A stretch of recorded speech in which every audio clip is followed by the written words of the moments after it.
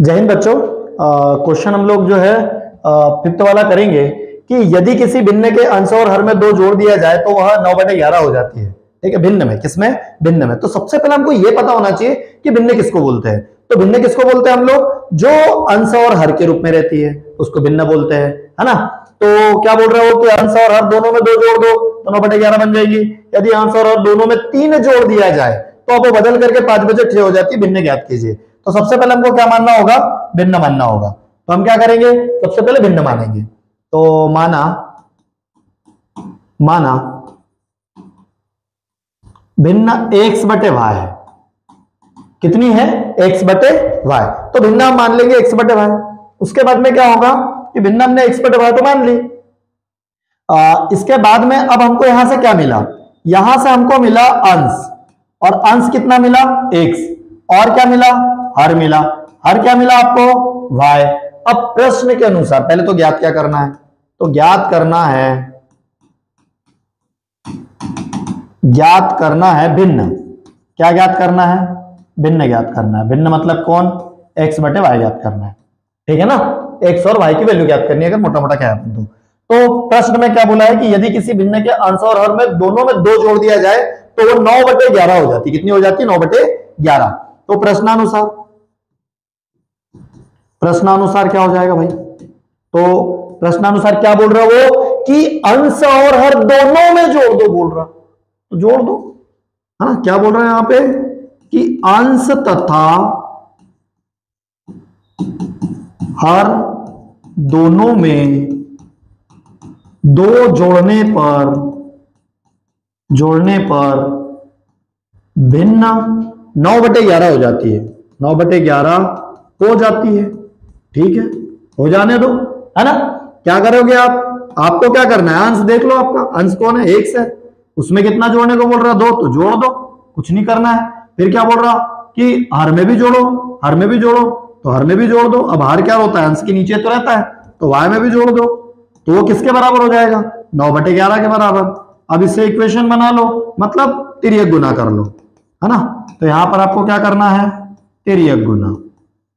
ठीक है, क्या करोगे? तिर्यक गुना करोगे। तिर्यक गुना कैसे करते हैं? तो 11 का गुना x+2 में करो। भाई कोष्टक लगा लेना, नहीं लगाया तो फिर है ना क्वेश्चन का सत्यानाश हो सकता है। y+2। ठीक है, अब इसके बाद में क्या होगा? 11 का गुना x हो जाएगा, तो 11 गुना ये क्या हो जाएगा? 11x हो जाएगा। 11 दूनी क्या हो जाएगा? 22 हो जाएगा। ये हो जाएगा 9y प्लस 9 दूनी का क्या हो जाएगा? 18, है ना। 4 को एक तरफ कर लो, 4 को एक तरफ कर दो। ठीक है, तो यहाँ पे 11x रहने दो। यहां से धन का y कहां में ले आओ? 9 में ले आओ। 9y ऋण में ले आओ। धनी है, ऋणी हो गया, वापस आ गया इधर, है ना। और ये धन का है तो क्या चला जाएगा? ऋण में। तो 18 ऋण 22 हो जाएगा। तो इसका आंसर आ जाएगा ऋण 4, है ना। और ये जैसा का वैसा रहेगा। क्यों? क्योंकि भैया यहाँ पे चर अलग अलग है, x और y है। जोड़ घटाना x के बीच होता है या y के बीच होता है ना। समान टर्म के बीच में, है ना, समान होना चाहिए। समान चरों में जोड़ घटाना होता है ना। तो इसको समीकरण नंबर हम 1 देंगे। फिर समीकरण नंबर 2 कहां से बनेगा? तो यहीं पर देखो, अंश और हर दोनों में 3 जोड़ दिया जाए। कितना जोड़ना है? 3।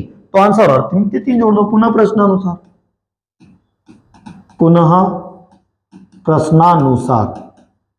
तो पुनः प्रश्नानुसार क्या होगा? अंश तथा हर दोनों में 3 जोड़ने पर कितनी हो जा रही है? वो कितनी हो जा रही है? 5/6 हो जाती है। भिन्न 5/6 हो जाती है। ठीक है, भिन्न कितनी हो जाती है? 5/6 हो जाती है। तो बस फिर सवाल में क्या है? अंश है आपका x, मान रखा था आपने। कितना जोड़ना है? 3। हर में कितना जोड़ना है? 3। बराबरी से कितना आ जाएगा? 5/6। क्या कर दोगे यहाँ पे? कौन सा गुना? तिर्यक गुना कर दोगे? चलो कर दो भैया। कोष्टक लगा लेना। कोष्टक लगा लेने से क्या होता है कि सवाल जो रहता है उसमें क्या होता है, कई बार क्या होता है कि यहां से आप इसमें गुना कर देते हो, इसमें भूल जाते हो। तो कोष्टक लगाने से क्या होता है कि इससे दोनों में गुना हो जाता है ना। और बराबर इससे 5 का मल्टीप्लाई हो जाएगा y+3 में। ठीक है, अब आगे क्या होगा? तो 6 का गुना x में हुआ, और 6 का क्या आ गया? 18। 5 का गुना y में हुआ तो 5y हो गया। 5 का गुना 3 में 5 3 15। 4 को एक तरफ कर लो, मतलब कि x और y इन दोनों को एक साइड कर लो। तो ये हो गया 6x और माइनस में कितना आ जाएगा 5। भाई धनी था ऋणी आ गया, ये 15 जैसा का वैसा रहेगा धन का है तो, और धन का 18 इसके पीछे चला जाएगा ऋण में बन के। ठीक है, तो ये हो जाएगा 6x minus 5y is equal 15 में से 18 जाएंगे क्या? नहीं जाएंगे, लेकिन 18 में से 15 जाएंगे, कितना बचेगा? 3 बचेगा। बड़ी संख्या कौन है यहाँ पे? 18 है, तो 18 के सामने चिन्ह कौन सा? ऋण का है, तो आंसर में क्या लगा दोगे? ऋण लगा दो, और समीकरण नंबर क्या बना? 2। अब समीकरण 1 से आप क्या करो, किसी एक का मान निकालो। तो अब हम लिखेंगे समीकरण 1 से। अब समीकरण 1 क्या है भाई हमारे पास? तो समीकरण 1 हमारा है 11x minus 9y। 11x minus 9y बराबर से ऋण का 4। क्या है? 11x माइनस 9y बराबर से ऋण का 4। यहां से किसी एक का मान निकालो, जैसे कि इसका, तो x का मान निकाल लो, है ना, x का मान निकाल लेंगे हम। तो 11x को ये रहने दो, ऋण का 9y काय में गया? धन में गया, ऋण 4 धन का 9y। x को यही रहने दो, ऋण 4 धन 9y, और बटे में गुने का है तो काय में जाएगा? भाग में। ये निकाल लिया आपने x का मान। किसका मान निकाल लिया? x का। इस x के मान को उठा करके समीकरण 2 में रख दो, है ना। ये समीकरण बन गया 3। ये कौन बन गया? समीकरण 3। अब इसका मान उठा के कहां रख दो? यहां पे रख दो, समीकरण किसमें? 2 में। तो हम क्या लिखेंगे कि समीकरण 2 में, समीकरण 2 में, ठीक है, समीकरण 3 से x का मान रखने पर, किसका मान रखने पर? x का मान रखने पर। और भैया किस में रख रहा है? समीकरण 2 में रख रहा है, समीकरण 2 को पहले उतारो। समीकरण 2 में रख रहा है तो समीकरण 2 को पहले उतारो। अब समीकरण 2 क्या है हमारे पास में? 6x माइनस 5y बराबरी से ऋण का 3। क्या है? 6x माइनस 5y बराबरी से ऋण का 3। अब इसमें x का मान रखना है, तो 6x के जगह क्या रख देंगे? समीकरण 3 से मान रख दो उसका, है ना। क्या है?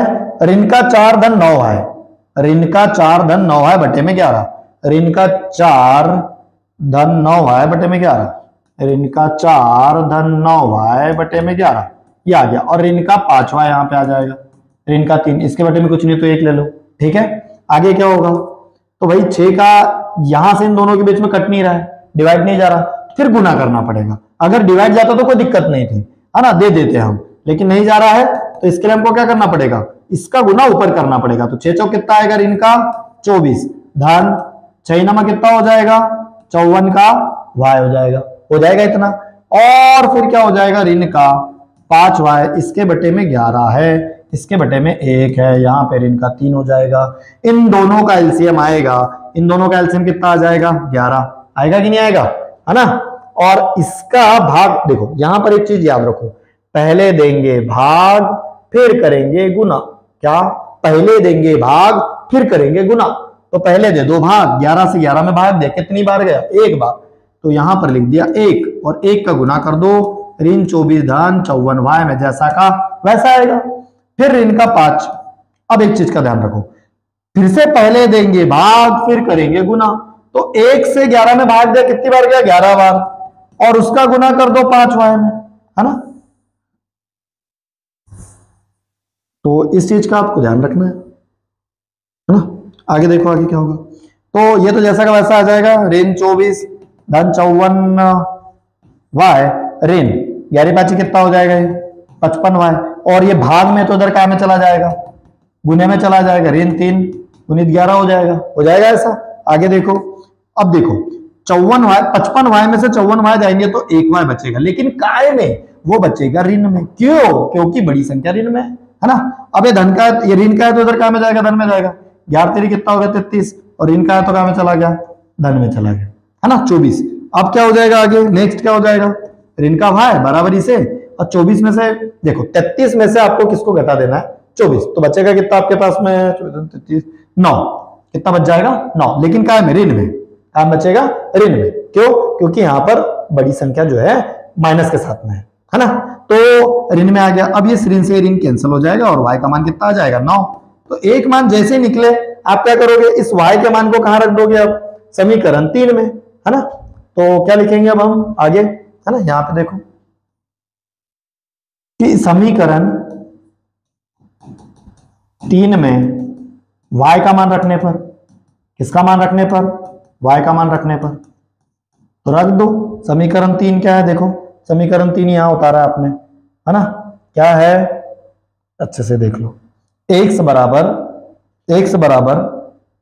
क्या है, x बराबर ऋण 4 धन 9y और बटे में 11, यह है x बराबर ऋण का 4 धन 9 गुणित y कितना है हमारे पास में, अभी निकाला हमने 9 है, हाँ, और अपॉन में कितना आ जाएगा 11। तो x बराबर इस क्या आ जाएगा, ऋण 4 और 9 कितना हो जाएगा 81 और 11, अगर 81 में से 11 को 4 को घटा दे 77, 11 कम 11 11 7 77, 7 आ जाएगा x का मान। मतलब भिन्न क्या मिलेगी आपको, भिन्न मिलेगी आपको अतः भिन्न, अतः करके जरूर लिखें, भिन्न बराबर इस क्या हो जाएगा 7 ऊपर आ जाएगा और हर कहां आ जाएगा नीचे, तो ये आंसर हो गया आपका, है ना। तो इस प्रकार से आप क्वेश्चन को जो है आसानी से सॉल्व कर सकते हैं। क्वेश्चन जैसा जैसा बोल रहा है वैसा वैसा करते चले जाओ, बस आंसर तो आना ही है।